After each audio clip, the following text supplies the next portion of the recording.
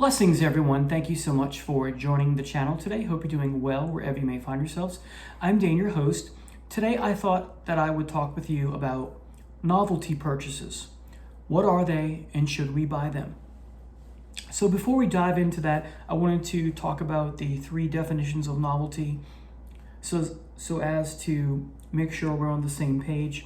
So let's go ahead and with definition number one, the quality of being new, original, or unusual.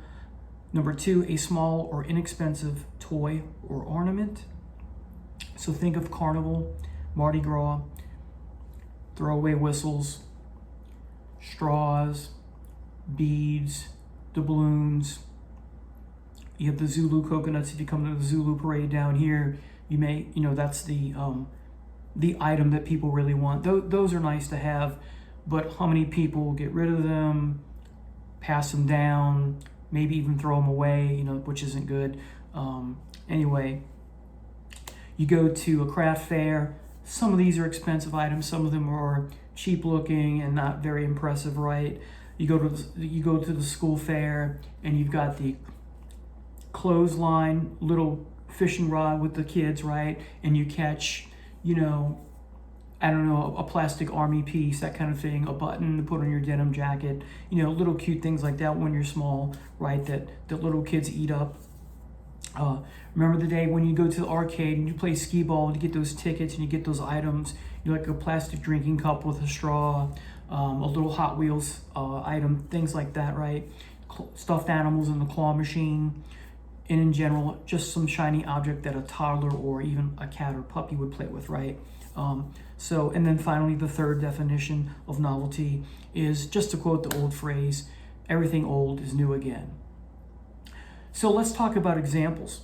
If we're talking about fast food, just to give an overall example of where I'm going with this. So about 15 years ago when I was at a different school, they had just put up a new Chick-fil-A, which was about 5 minutes in that direction from my apartment. And we already had one in the mall 5 minutes in that direction. So I asked the kids, they were bringing them in, even though we've had this restaurant in the city for decades.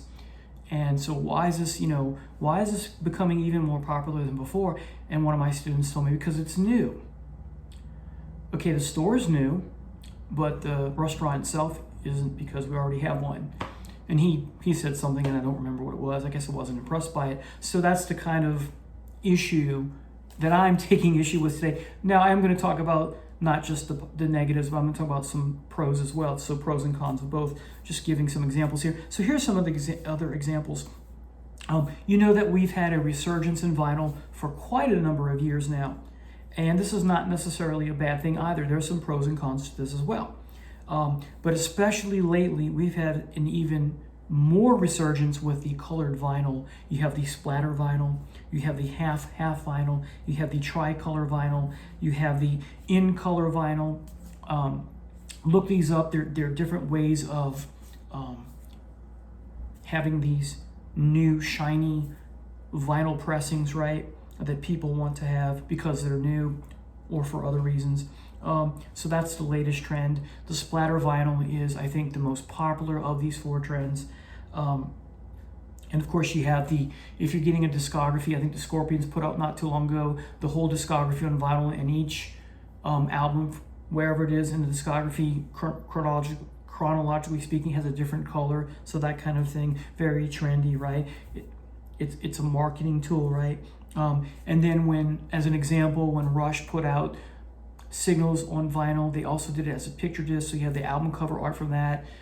Not an album cover I've ever taken a shine to. It's got the fire hydrant with the dog.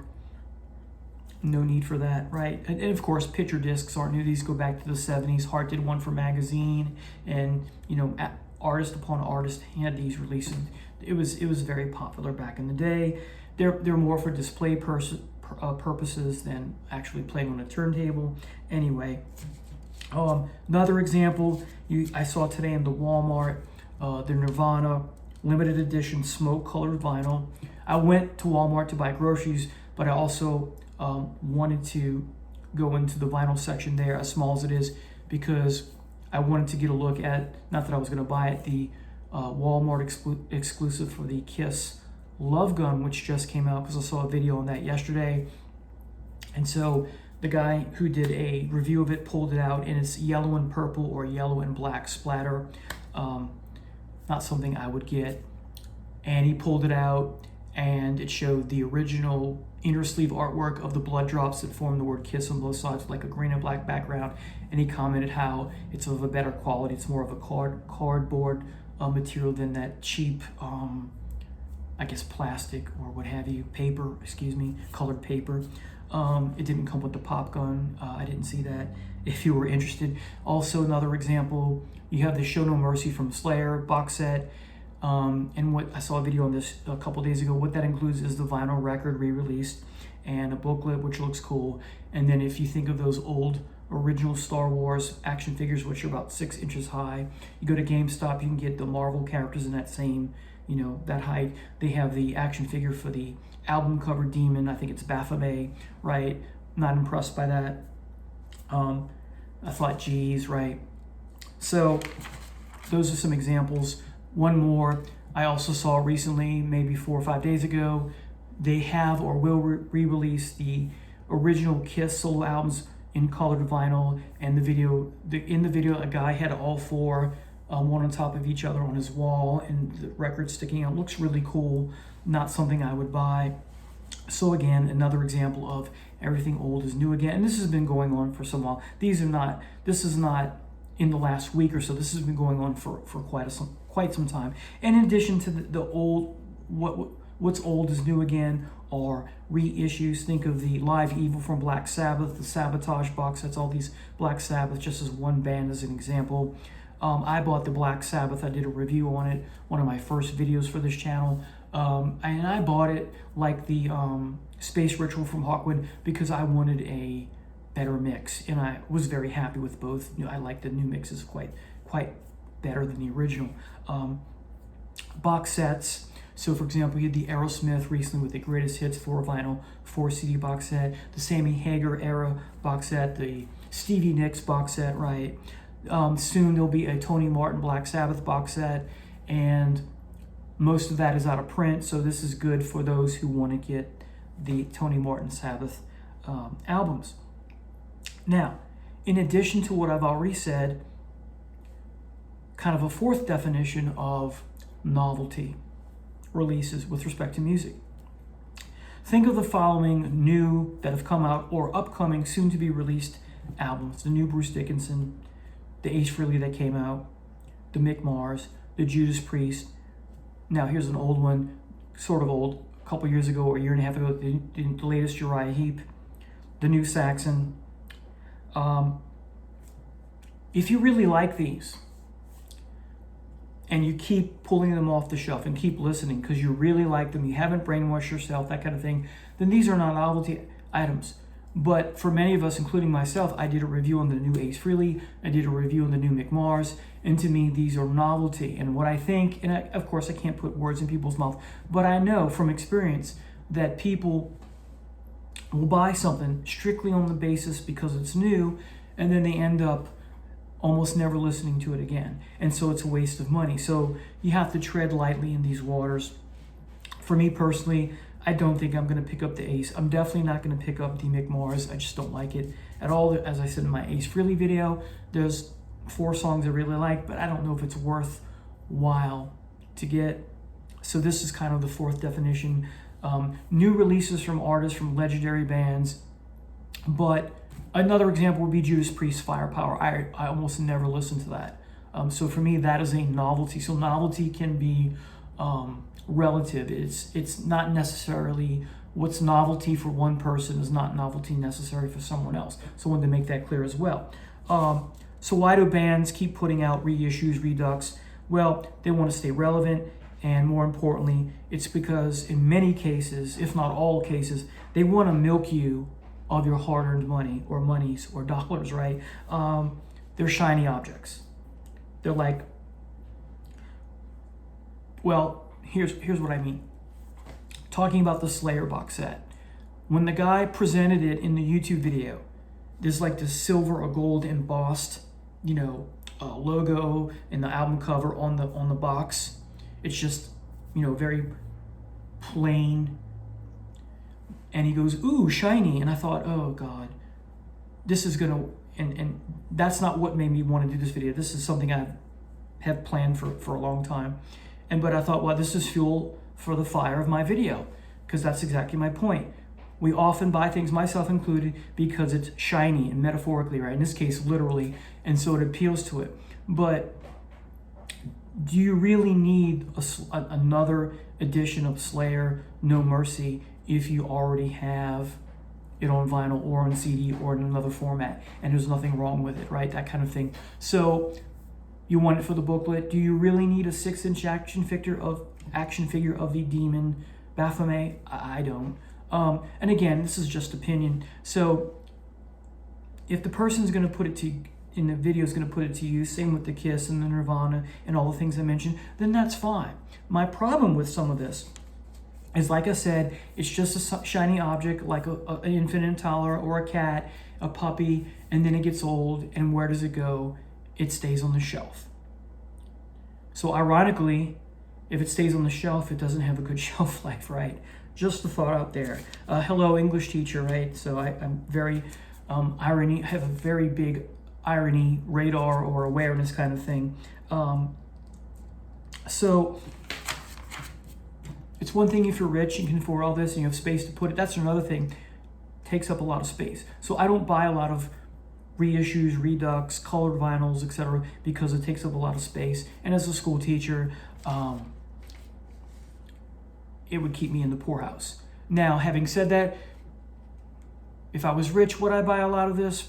I would have to argue probably not, because I simply don't need it. As I've said many times on this channel, the most important thing when it comes to music is the music itself, not the fluff that comes with it. Yeah, liner notes are great. I've talked about how some of that is fantastic, but at some point you have to say, hey, I really don't need this. One of the things I've learned taking a psychology class and dealing with consumerism and materialism and the connection between that was brought up in this college course, how one of the tricks is, and I saw someone post this recently online too, is put something in your shopping cart or write it down and then go back to your shopping cart or your list a day, a week, a month later. Don't buy it, and then think to yourself, do you really want it? And if you can answer quickly no, then don't buy it. And you don't crave it anymore. So that's one tip. With all this overload of consumerism, if you will, for lack, or novelty items, I guess I should say, since that's the title of our video today. Novelty purchases. Should we buy them? Going to talk about that finally soon. So overall, should we buy them? Yes. I'm going to get to know in a minute. If it's like I said about the music, yes, buy it. You're going to listen to it. You actually like the music. You haven't conditioned yourself or brainwashed yourself to like it. A lot of people, they'll buy something, and I've said this before, I'll say it again. There's a YouTube channel, and the person who hosts the channel talked about how they bought the new album from this band and they listened to it 3 times and they didn't like it, and then on the 5th time it finally clicked. And I won't go into detail, but I've talked about how I take issue with that. And sometimes it takes me a 5th listen to it, but what really bothered me is, I'm sorry, I'm talking about it more, but I'll say this really quickly, is that they said they would be damned if they were going to buy this and not like it, and so they kept listening to it, kept listening. So and that's conditioning yourself or brainwashing to like something, without a doubt. So anyway, so if you like the music, you haven't conditioned yourself, by all means buy it. Or are you going to put it up on the wall like I have, as so many of us love to do, and display it as art because it's for us? Not, hey, look what I bought kind of thing, but because we enjoy looking at it as I do. Then yeah, by all means, that's fun. You're buying it to replace damaged, stolen, lost, etc. Makes sense. You're not putting it in the closet. You're not putting it under the bed. It's collecting dust. You're not showing it off. So here's when you don't want to invest in novelty. purchases. As I said, you're not showing it off. You're not going to listen to it. You're collecting just to collect. You have it already, like the Aerosmith box set that came out not too long ago. You have all these songs already. Why are you buying this? I saw a guy in a used record store not too long ago. He was talking about how he has every Judas Priest CD except the best of. It's got the Picasso-looking statues on the cover, and he's with his girlfriend. He's like, I have these songs already, but I have to have this in my collection. I thought to myself, well, first of all, it's on Gold Records and the production is terrible. And if you have these already, you have the first 2 albums. You don't need these. It's a money grab. The record company milking your hard-earned money. So that's what I mean. If you have the songs already, you have the album already. So if I have Show No Mercy as an example on CD. I used to have it on vinyl. I have no desire to buy the box set. I don't want a Baphomet action figure. I really don't need the booklet. So there you have it, everybody. Yes, novelty purchases can be beneficial, as I've stated, but I think overall novelty purchases are just that. They are a novelty, and eventually their value or their charm will wear off, and then you have something that you don't need anymore. Tell me about your experiences with novelty purchases where you've got excited about something, you bought it, and then you end up wishing you never bought it because it just sits there, and eventually, hopefully, you get rid of it, right? Anyway, thanks for watching. Take care now.